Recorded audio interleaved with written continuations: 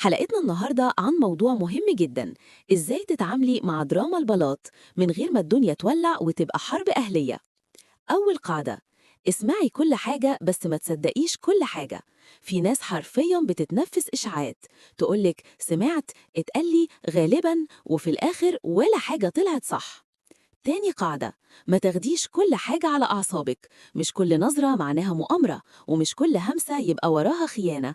أحيانا الناس بس زهقانة وعاوزة تعمل دوشة. تالت قاعدة ودي الأخطر: ما تخليش حد يجرك للدراما. في ناس عايشة على الفتن، لو مفيش مشكلة يخترعوا واحدة. انتي ملكة مش بطلة مسلسل. ولو الدراما عليت قوي، اعملي أقوى حركة ملكية في التاريخ: سكوت هادي وابتسامة تقيلة. صدقيني بتوجع أكتر من أي رد.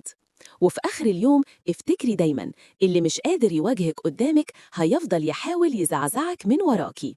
لو الحلقة عجبتكم ما تنسوش اللايك والاشتراك، والأسبوع الجاي حلقة أخطر بقى: إزاي تعرفي مين حليفك بجد ومين مشروع خيانة. إلى اللقاء يا ملكات، وخلي البلاط هادي شوية.